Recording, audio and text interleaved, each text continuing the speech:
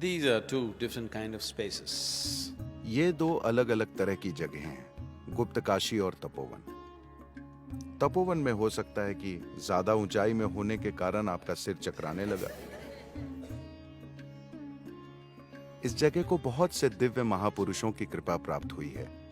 वो जहां भी जाते हैं वहां अपने अंडे छोड़ देते हैं।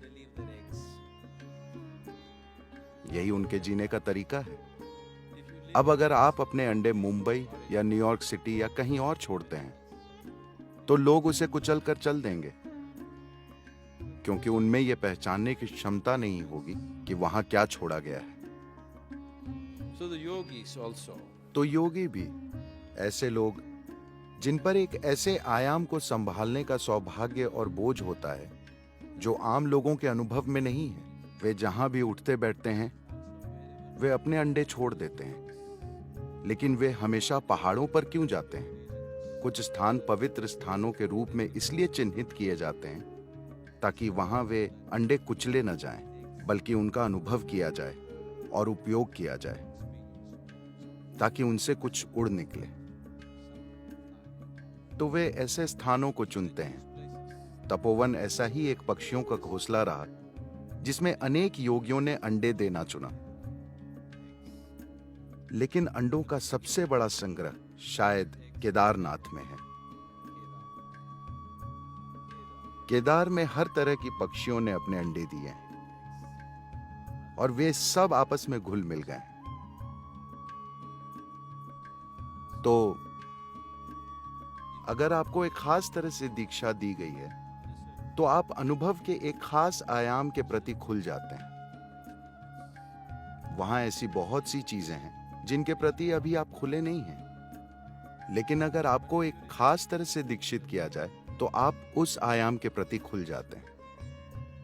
भारत में मंदिर बनाने का आधार भी बस यही है। वहां एक खास तरह का अंडा दिया गया है और आपको एक खास तरह से उस तक अपनी पहुंच बनानी है। हर देवता के लिए एक विशेष प्रक्रिया होती है ताकि आप उस आयाम का अनुभव कर सकें।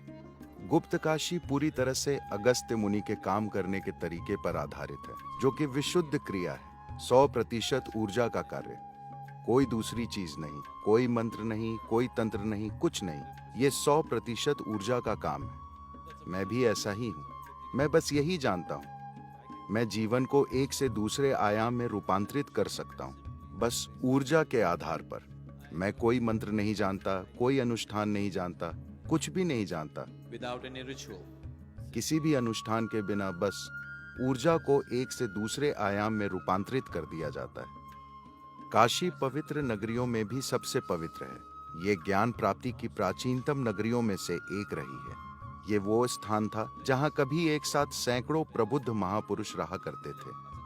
आप किसी भी सड़क में जाएं, आपकी भेंट वहां एक ज्ञानोदित महापुरुष से हो जाती। तो इस संस्कृति में ये परंपरा बन गई, अगर आप मरना चाहें तो आपको काशी में मरना चाहिए। काशी में मरते हैं तो मोक्ष मिलने की गारंटी है, क्योंकि वहां इतने सारे प्रबुद्ध जन रहते हैं। वे हर रोज गंगा में स्नान करने के लिए आते हैं। आप बस उनके दर्शन कर लीजिए। जब वो देखेंगे कि आपका समय निकट है तो वो निश्चित रूप से आपकी मदद करेंगे और आप पार हो जाएंगे। इसलिए आज भी यही माना जाता है कि एक उम्र होने के बाद लोग काशी चले जाते हैं और वहां मरने का इंतजार करते हैं। ऐसी परंपरा इसलिए बनी है क्योंकि हर पीढ़ी ने काशी में सैकड़ों प्रबुद्ध महापुरुषों को रहते देखा और यह स्थान ज्ञान प्राप्ति का महानतम स्थान बन गया। तो काशी का मतलब है कि यह पवित्रों में भी पवित्र है, तो वो मुख्य काशी है। आज सुबह हम जहां से निकले वो उत्तर काशी है। उत्तर काशी का मतलब है उत्तरी काशी। उस दिन हम केदार के बाद जहां गए थे वो गुप्त काशी है, यानी किसी को उसके बारे में पता नहीं चलना चाहिए। इन सभी काशियों में बहुत शक्तिशाली लिंग हैं जिन्हें ज्योतिर्लिंग कहते हैं। Which are referred to as Jyotirlingas.